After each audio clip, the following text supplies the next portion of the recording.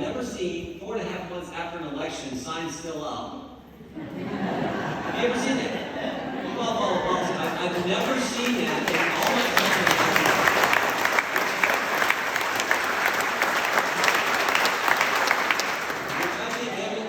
Which I think demonstrates it's a movement. It's a movement to put America first. It's a movement to preserve the Constitution, preserve the values, principles, and those key things that make us the special nation, the best nation ever. And that's why y'all care. That's why on Friday night, the start of spring, you're coming to a political event because you deeply care about the country. And you care because you see how far the left wants to take us in the wrong direction. I mean, in the last 4 weeks, I've been saying this all day, and been all over Bell Fountain and Indian Lake area and talking to a number of folks, but in the last 4 weeks, the Democrats in Congress have made passed legislation that radically changes election law, radically changes police law, radically changes our gun laws, and last week, as the crisis is unfolding on the border, there's nothing else you can call it but a crisis, they passed 2 pieces of legislation that would give amnesty to 3 million illegal immigrants. I mean, in the midst of this crisis, a crisis that we all knew was going to happen. President Trump told us 2 months ago, before he left office, he said, if you undo the policies I put in place, there will be a, quote, tidal wave of illegal immigrants at our border. Shazam, that's exactly what happened. When you take away the policy of processing people applying to come to our country who were in Mexico, take away from processing in Mexico, you get rid of that policy. When you put a moratorium on any type of deportation, even of criminal illegal aliens, and when you broadcast to the world, you're not going to finish the wall. It's no accident that you have what we currently are witnessing on our southern border. Our task is real simple: is to stand up for freedom. You know, I said the other day, I was doing some interview. I seem like we do a lot of these, but I was doing one, and I said, I think the biggest threat, all that I just talked about is bad. The $1.9 trillion spending package, which was marketed as a COVID relief package, with 91% of it didn't go for COVID. The fact that we doubled the money supply, literally in the last 15 months, we have doubled the money supply. That has never happened in the history of our country. That is a dangerous place. You're already seeing cost of materials going up. You're seeing prices going up. You're seeing some inflation kick in. That's a concern longer term. But the biggest threat above all of that, in my judgment, is the attack on the First Amendment. And this term we never even knew. I'm just a country boy from Champaign County. I didn't know this term cancel culture until about 1.5 years ago. Now we know what it means now, don't we? Because if you're a conservative, you're a Republican, you speak out against the woke mob and the traditional thinking of the elite today and the politically correct today, you're going to get harassed. Barry Weiss, former editor of the New York Times, she resigned. She wasn't a conservative, she was actually to the left. But she resigned, and in a resignation letter she said, if you engage in wrong speak, if you engage in wrong think, you will face what she termed, I thought was a great term, the digital thunderdome. The mob will come after you. They'll harass you. They'll harass your family. They'll harass your employer. This is what we now face, and it's fundamentally an attack on the First Amendment and your free speech rights. And I always try to remind people, you think about the liberties the founders chose to mention in the very First Amendment, in the Bill of Rights, the very First Amendment to the Constitution: your right to practice your faith, freedom of the press, your right to assemble, your right to petition your government, which frankly right now you can't do. You can't even get into your capital. You can't get up. There's no way you as a private citizen who pay for the capital, who pay for your government, there's no way you can get into the capital to petition your government to redress any grievances or concerns you have or lobby on legislation. You can't do it. But the most important liberty under the First Amendment is your right to talk, your right to speak.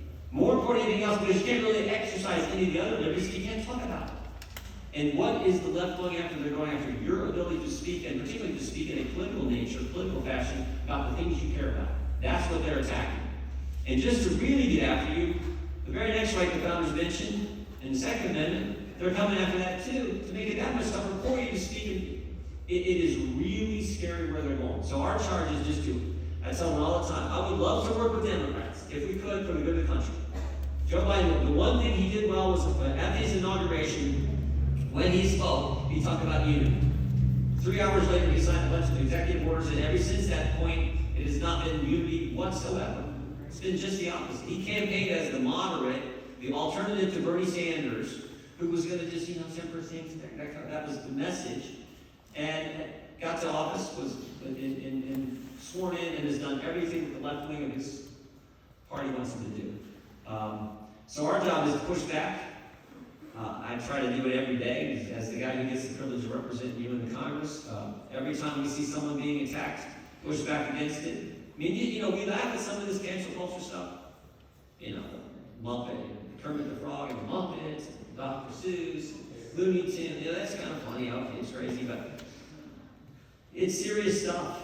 It really is. And maybe the better example, and this is almost 22, I've been using this for about a year, but it strikes me as like even in the sports world, we're seeing the cancel culture. Now, remember now, the left controls everything. Left controls big media, left controls big tech, left controls Hollywood, left controls higher education, and the left controls all the federal government now. The one entity they don't really control is, they don't control us yet, right? We the people. We still have to.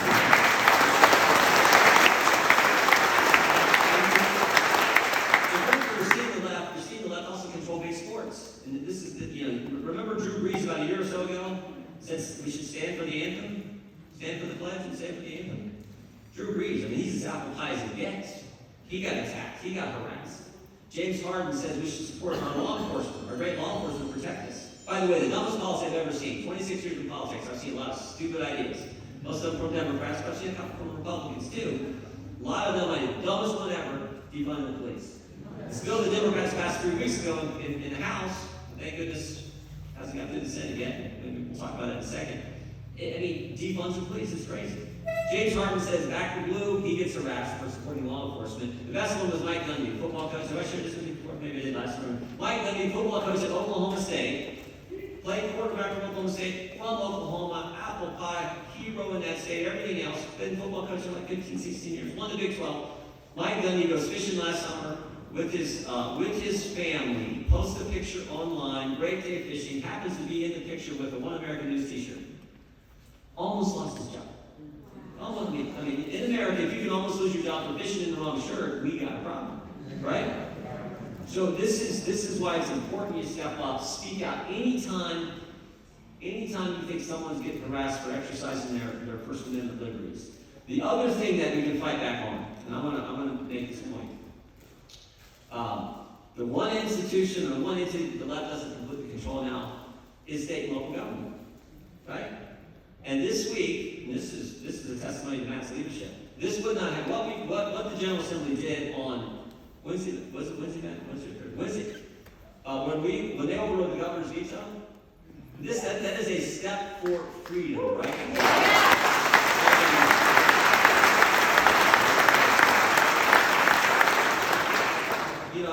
You talk about freedom.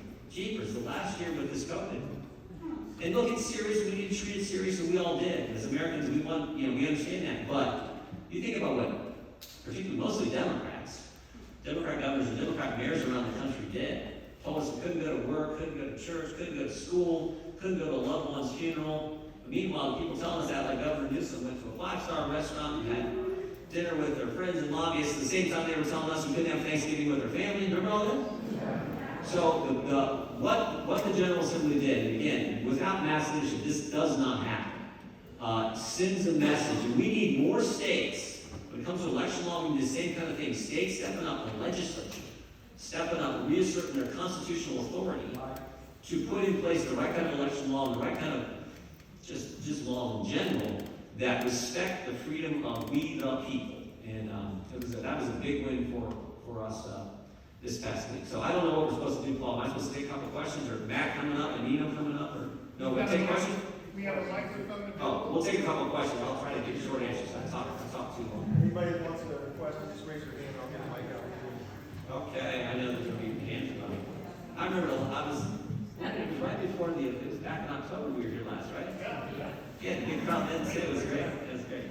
I don't know who the guy with the mic is going to grab you. I'll just go for him. I'll take a few and then we'll let Matt do them. Hey, we can have great candidates and have a lot of support for them, but if we don't have ballot integrity, what good is it going to do? No, great question. What's the GOP plan? Well, I'll try to do this quickly. It used to be the number one question I got like a year or so ago was, when is someone going to jail? And it was all about Trump, Russia, and all the crazy things they were doing. Now the number one question I get is that question. Can we trust the election, our election system, our election laws? I think yes, So a couple of things we have to do. One, stop House Bill 1, HR 1, that is moving, that passed the House. This is what protecting the filibuster is so important. We hope Senator Sinema and Senator Manchin stick to their word and do not change the filibuster rule. That would be, if they do, they're going to pass all the crazy things that I talked about and went to the House. States have to reassert their authority. Now, we have good election laws here in Ohio. We got a relatively short, like 30-day time period where you can do absentee mail-in voting. When you go to vote, you have to show an ID. Imagine that. A lot of states that don't. You show an ID, signature match. We have a good system in Ohio. That's why we had our results 10 o'clock, 10:30 on election night, and everything was fine. So we have to have states take control again and do what the Constitution says. The legislature sets the time, place, and manner for elections, and determines it in the presidential contest, determines the electors and certifies the electors.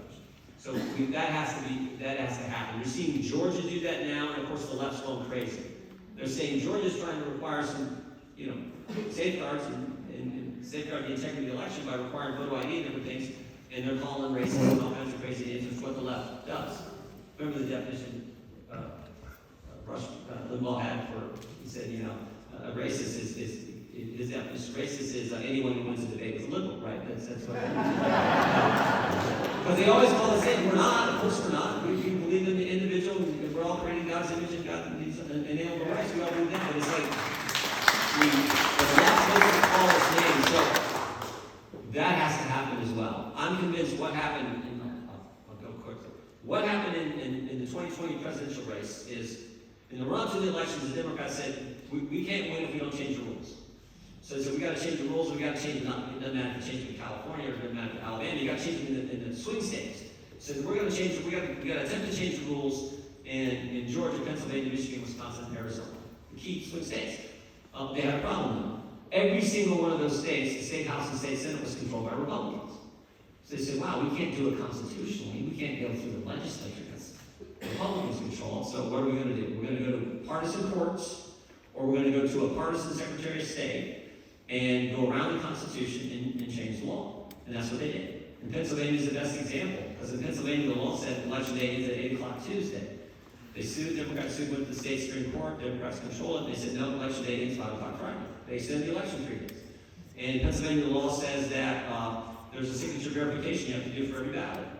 But the partisan Secretary of State says, no, we're only going to require that for people who vote in person. If you mail in your ballot, there won't be a signature verification. 2.6 million people didn't have to follow the law. And Pennsylvania says you can't process mail-in ballots until election day, but in some counties they said, well, we're going to let some mail-in ballots be cured, be fixed prior to election day. So how can you fix a ballot before election day if you can't process it until election day? And they were doing this in, you can imagine which counties, Democratic counties, Republican counties, they didn't do it. So they broke the law in 3 ways by going around county clerks, Secretary of State, partisan courts. That was the template. However they could do it. In Arizona, it was they went to court. In Wisconsin, they had county clerks say, well, we can put drop boxes in some places like Madison and Milwaukee, right? But not in rural Wisconsin. And I went to school in Madison. It's like communists. Of course they're going to have to take our So that's what has to happen. General assemblies and state legislatures have to retake the authority under the Constitution that they have and make sure the laws apply. I'll go much shorter. I was way too long. Yes, Who else? Who else? All I don't know how much time I got. Hey, Jim, what's the role of the Supreme Court in the scenario you just described? Why in the hell didn't they follow the law and Constitution? The Supreme Court, they didn't do their job. Well, I wish they would have, and even Justice Thomas has a dissent that's a few weeks old now, but it's worth reading. I've read parts of it. It's worth looking at, because he said they should have taken the case up, this case even after the election, because we, the people, have a right to make sure we got concerns. And again, understand the concerns Americans have aren't just Republicans. There are lots of Democrats. About 80 million people, surveys show, have concerns about, they don't necessarily think it was wrong, that they don't necessarily think the fraud was sufficient enough to change the outcome, but they have real concerns about the election. And the reason they have concerns is, particularly Republicans, is we just sort of instinctively know there were problems. I mean, President Trump would do an event, well, Joe Biden would do an event, he'd have You'd have like 7 circles, painted, 7 painted circles, and 5 people show. President Trump would do an event in Butler County, Pennsylvania, for example, and have 50,000 people. President Trump increased his vote with Hispanic Americans, increased his vote with African Americans, won 19 of 20 bellwether counties.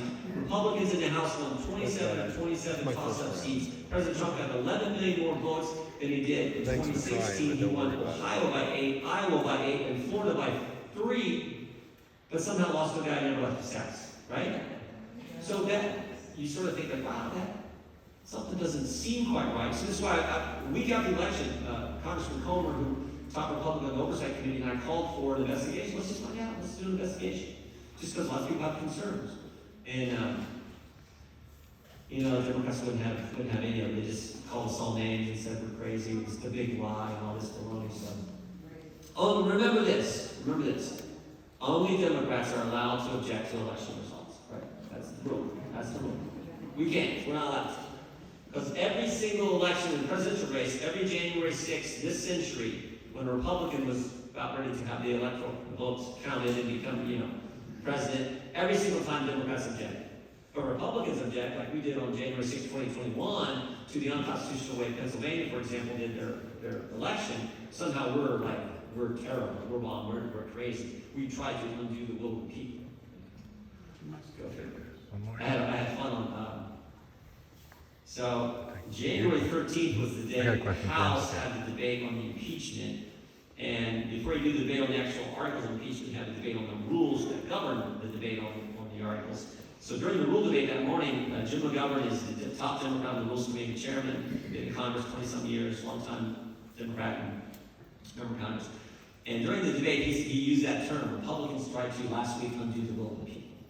So I jotted it down, and I we have to jot it down, and I asked the top Republican on the Rules Committee if I could have a few minutes to talk because I was ready to go out and say. And so I got a few minutes, I got up there and I started my little 2 or 3 minute speech. I started off with just two words, one question. Guess who? Guess who was the first objector on January 6, 2017? Guess who it was 4 years ago? The very first person to object. The fine gentleman from Massachusetts, the Democrat chairman of the Rules Committee, he was getting mad, I can tell you that. You're all afraid of his face. Guess who was Jim McGovern, the first objector? And they go, guess who state he objected to? Yes. Right, they called him in alphabetical order. He objected to the very first state called in the roll, Alabama. Now, does anyone want to hazard a guess how much President Trump won Alabama by? 30 points. So Jim McGovern's allowed to criticize Jim Jordan for objecting to Pennsylvania, where in 3 distinct ways they violated the Constitution and enacted law or ran an election that was contrary to their state law, but he's allowed to object to Alabama. Maxine Waters, guess what state she objected to January 6, 2017? She objected to Wyoming, the only state that President Trump carried by more than he carried Alabama. He won Wyoming by 40 points. Jamie Raskin, lead impeachment manager this past impeachment, objected to Florida. So they can all object, but we can't. And just to show you how radical and how much they care about power, they're getting ready to, Democrats in the House of Representatives are getting ready to kick one of my colleagues out of Congress who won the Iowa 2 election by 6 votes. Won the count, won the recount, and was certified by her state, and they're getting ready to kick Mariette Nolan Meeks out of Congress. They got an investigation going on. So they can do all that, but we can't object to Arizona, Pennsylvania, Michigan, Wisconsin, and Georgia. Somehow we're crazy. So I am so tired. Can they legally do that against her state? Yeah. It's going to be tough because she was actually sworn in. When it happened before, back in the 80s, the Republican had won, but they hadn't sworn them in. So it'd be a little tougher. But remember, we've already witnessed where they kicked Marjorie Taylor Greene off committees. That's never happened. So we're in a whole new world, and so it just shows the double standard that we see. All right, I'll maybe take a couple more. One more here, Jim. Yes, sir. With the Democrats attacking our Second Amendment, how can we make this state a sanctuary state for our Second Amendment rights? I assume you got to take that would probably a question for our fine representative and senator. Some states are looking at this. I guess it would be sort of like, although we're doing it based on the Constitution, where I think that these local governments who've done sanctuary cities and things relative to the immigration issue are doing it in an unconstitutional way. I know it's being talked about. I don't know exactly the formal procedure you go through, but maybe it's something in the Constitution you need to change in the Ohio Constitution or some act through the General Assembly. But I tell you what, when you see what the left is trying to do to your Second Amendments, you can see why people are trying to look at ways to protect their liberties. They're going to try this red flag stuff, which is bad. Shifts the burden. You now have to go prove you're capable of exercising your Second Amendment liberties. And the proceeding takes place when they take away your guns when you're not even president. So I think that's coming in our committees soon. They did that in the last time. I don't know. I'm starting to call you, but I don't have the mic, so you guys gotta go. Whoever's in. Hey, good evening, Congressman John Richmond, retired naval officer. Thank you. Hey, let me give you some advice. Okay? No more conciliatory tone. I know you didn't throw your hat in for the Senate, so I want to hear from you from now on. I'm Jim Jordan, and I'm going to be the next Speaker of the House. Yeah.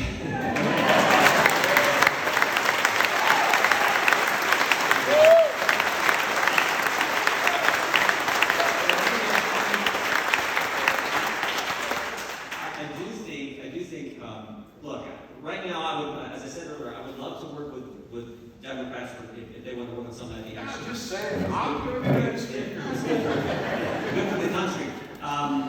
But, you know, they're not. So our job for the next 18, 19 months until we get to the election, next 20 months, is to, I said this to my colleagues, when all us Republicans in the House get together, I said, our job now is real simple. No one, all the radical left things they're trying to do, our job is real simple.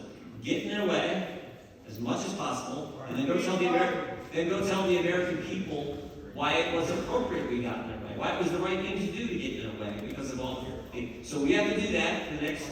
It's okay for Republicans to have tea. Yeah. So we have to do that, and then I do think we're going to win back the House in 2022. So then it becomes, we pass good legislation that won't become law because, Joe Biden's in the White House, won't become laws, but you help frame up the 2024 presidential race, and you work in with our nominee, who I hope is, I've been no secret, but I hope it's President Trump. But then you have the election.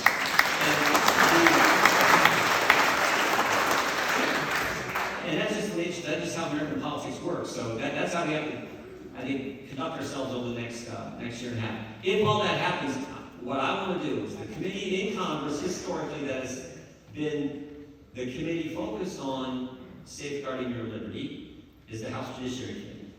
If, Lord willing, we take back the House and it all works out, I'd love the opportunity to be chairman of that committee and focus on the investigations that I think need to happen yet, and protecting your First Amendment, Second Amendment, all your right to privacy, all your liberties. That's what we're supposed to focus on. So that's what I hope I get an opportunity to.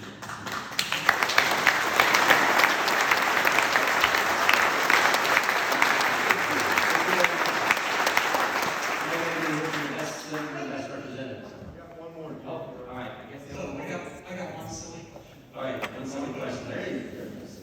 Before you take your seat, Yeah. have you wished a happy birthday to Nancy Pelosi? Is that her birthday? Today. Is it? Wow. I didn't know that.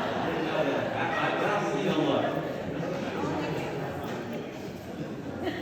Let me just say real quick one thing on that subject. You just made me think of something, because if you watch the press conference, I know that we can laugh about this, and what Paul said earlier, I think was but if you really watch the press conference, it's a little bit unnerving to watch. And then, this is why we should pray for, even if we don't agree with the policies, we should pray for the leaders of our country, because not only do we as citizens see, see everything, but so do our adversaries. And if you get a chance, I would watch what happened. I don't know if I said this earlier, I've been saying so many things, but watch what happened up in Anchorage last week, where our Secretary of State, along with our State Department personnel, Mr. Lincoln,